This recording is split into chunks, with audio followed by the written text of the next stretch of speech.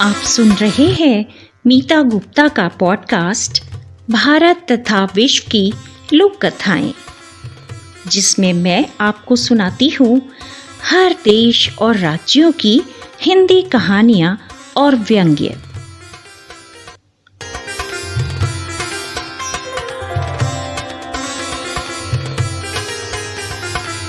नमस्कार साथियों, मैं हूँ आपकी होस्ट मीता गुप्ता। आज की कहानी चिल्ड्रंस बुक ट्रस्ट द्वारा प्रकाशित पुस्तक भारत की लोक कथा निधि से ली गई है। वाचन है आपकी होस्ट मीता का और कहानी का नाम है जादू की चारपाई। एक घर में 7 भाई इकट्ठे रहते थे। 6 भाई तो खूब मेहनत से काम करने वाले थे, लेकिन सबसे छोटा बड़ा आलसी था। उसके भाई उससे जरा भी खुश न थे। उन्होंने बहुत बार उसे कुछ काम करने की सलाह दी, लेकिन उसने एक न सुनी। वह बस खाता, सोता और आवारागर्दी करता।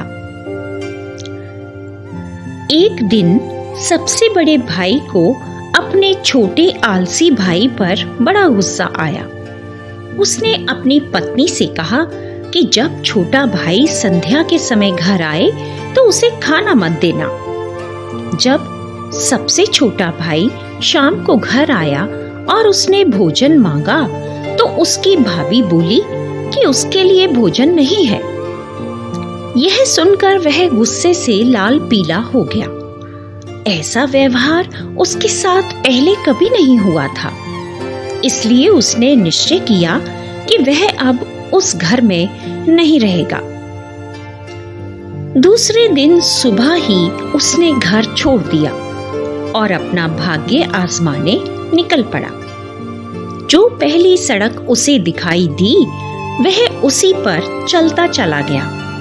वह चलता गया और अंत में इतना थक गया कि उसे अब एक कदम चलना भी भारी हो गया। तब उसे एक बड़ा सा गांव मिला। गांव में वह इधर उधर काम की खोज में घूमने लगा। उसे एक बढ़ई मिला जो उसे अपने घर ले गया। उसने उसे भोजन खिलाया और रात को सोने के लिए जगह भी दी। बढ़ई ने दूसरे दिन नवयुवक से अपने काम में सहायता करने के लिए कहा। नवयुवक भी इस बात पर सहमत हो गया। उसने काम में बहुत रुचि दिखाई और बढ़ई भी उसे सहायक के रूप में पाकर बहुत खुश हुआ। दिन सप्ताह में और सप्ताह महीनों में बदल गए। नवयुवक एक कुशल कारीगर बन गया। उसके काम से बढ़ई इतना प्रसन्न हुआ कि अपनी इकलौती पुत्री का विवाह उससे कर दिया। विवाह के पश्चात नवयुवक फिर अपनी पुरानी आदतों पर आ गया। उसने काम करने से इनकार कर दिया। वह अब खाता, पीता और आनंद से अपनी पत्नी के साथ रहता। बढ़ई बहुत बार उससे काम करने को कहता, लेकिन वह कहाँ सुनता था। महीनों गुजर गए।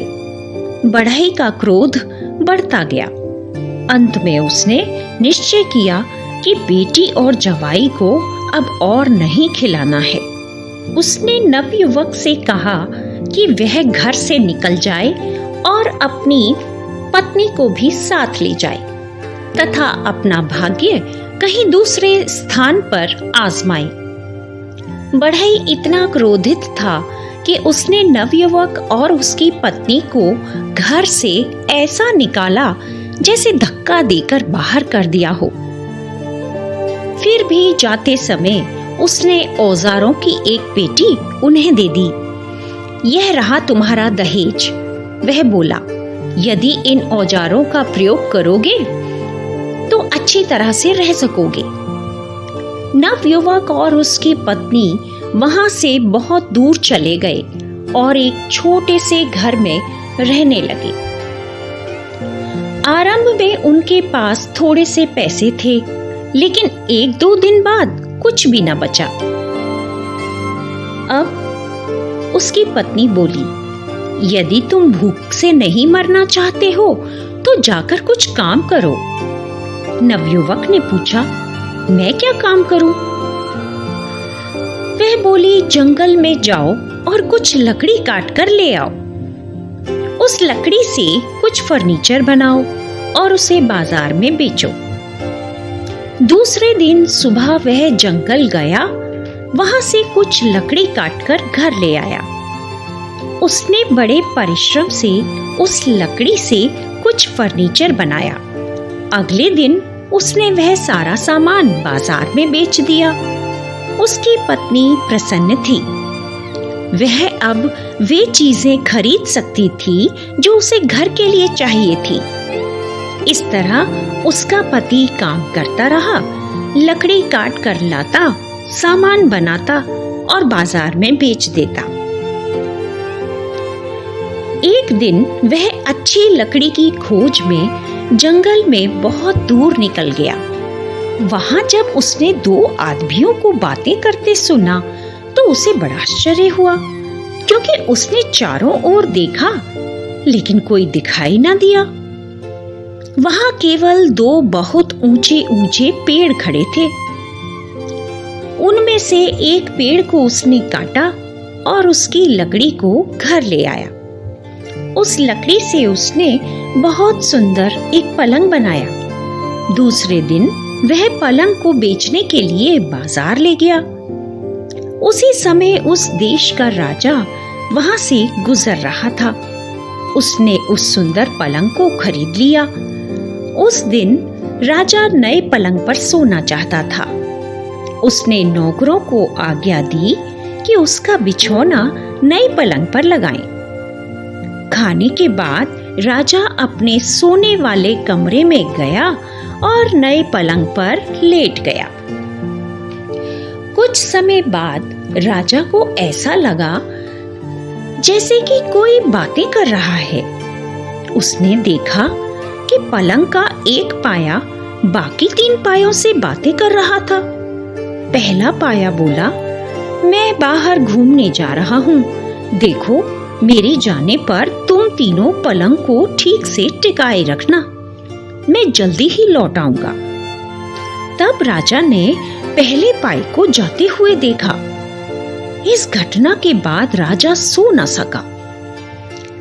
वह पाई के लौट आने की प्रतीक्षा करता रहा। थोड़ी देर में पाया वापस आ गया। बाकी तीनों पायों ने उससे पूछा, तुम कहाँ गए थे? तुम क्या देखकर आए हो? पाया बोला, मैं राजा के रसोई घर में गया था और जानते हो मैंने वहां क्या देखा? मैंने वहां बहुत सी दासियों को ढेर सारा खाने का सामान अपने घरों को भेजते हुए देखा। तब पलंग का दूसरा पाया बोला, तुम तीनों पलंग को टिकाए रखना, मैं भी जरा घूम कर आता हूँ। और वह भी चला गया। लेकिन वह जल्दी ही लौट आया और अपने स्थान पर जम गया। तब बाकी तीनों पायों ने बड़ी उत्सुकता से प्रश्न किया, तुम कहाँ गए थे और क्या देखा तुमने? पाई ने उत्तर दिया, मैं गया था शाही खजाने में और तुम सोच भी नहीं सकते जो मैंने वहां देखा। मैंने देखा कि राजा का भंडारी मजे से राजा के खजाने पर हाथ साफ कर रहा है। उसने धन से 2 थैले भरे और उन्हें घर ले गया। तब तीसरा पाया बोला, अब मेरी बारी है, मैं जल्दी ही लौट आऊंगा, तब तक तुम सब पलंग को ठीक से टिकाए रखना। फिर तीसरा पाया बाहर चला गया। कुछ देर बाद तीसरा पाया भी लौट आया और सीधा अपने स्थान पर जाकर जम गया। तो तीनों पायों ने पूछा, तुम कहाँ गए थे और क्या देखकर आए हो? तीसरा पाया बोला, बड़ी लज्जा की बात है, मैं क्या बताऊं? मैंने जो देखा उसे बताने में भी लज्जा आती है। तीनों पायों ने याचना की, हमें जल्दी से बताओ, ऐसी लज्जाजनक क्या बात देखी तुमने? पाय ने उत्तर दिया, मैं रानी के कमरे में गया और वहां मैंने राजा के मंत्री को देखा। वह रानी के पास बैठा था और वे दोनों बातें कर रहे थे। बाकी तीनों पायों ने बड़ी उत्सुकता से पूछा, वे क्या कह रहे थे? तीसरा पाया बोला, मंत्री ने रानी से कहा कि तुम राजा को मार डालो, फिर हम दोनों आनंद पूर्वक इकट्ठे रह सकते हैं। रानी बोली, नहीं बाबा, मैं ऐसा नहीं कर सकती। मंत्री यह सुनकर बहुत गुस्सा हुआ। उसने रानी के मुंह पर थप्पड़ मारा। उसकी अंगुलियों के लाल निशान अब भी रानी के गाल पर हैं। तीनों पाए अचरज करते हुए बोले, कितना भयंकर है ये सब। राजा ने भी सब पायों की बातें बड़े ध्यान से सुनी थी। उसे बड़ा आघात हुआ। उससे अब अधिक सहा नहीं गया और वह उठकर सीधा रानी के कमरे में गया। उसने रानी के मुंह पर लाल निशान देखा। उसने रानी से पूछा कि तुम्हारे गाल पर क्या हुआ है? रानी डर से चौंक उठी। वह घबराती हुई बोली, मेरा गाल? अरे हाँ, मुझसे खरोंच लग गई है। राजा ने सिपाहियों को बुलाया और मंत्री, भंडारी और दासियों को बुलाने के लिए कहा। उसने मंत्री और रानी को जेल में डलवा दिया और भंडारी और दासियों को भी सजा देने की आज्ञा दी। राजा अपने आप को उस आदमी का बड़ा कृतज्ञ मान रहा था जिसने उसे पलंग बेचा था। वह उसे पुरस्कार देना चाहता था, लेकिन उसका पता ही नहीं लग रहा था। तो राजा ने ढिंढोरा पिटवा दिया कि पलंग बनाने वाला उसके पास आए। नवयुवक ने ढिंढोरे के बारे में सुना, लेकिन उसे डर था कि शायद पलंग में कुछ नुक्स रह गया है। वह डर के मारे छिप गया। अंत में राजा के कुछ आदमियों को उसका पता चल गया और वे उसे पकड़कर राजा के पास ले आए। राजा उसे देखकर बोला, तुमने इस अद्भुत पलंग को मुझे बेचकर मेरी जान बचाई है, इसलिए मैं तुम्हें इनाम देना चाहता हूँ। मैं तुम्हें बहुत सारी जमीन और घर दूंगा। नवयुवक यह सुनकर आश्चर्यचकित रह गया, लेकिन वह इस इनाम के लिए कृतज्ञ था। अब वह और उसकी पत्नी बहुत वर्षों तक आनंद पूर्वक उस घर में रहे।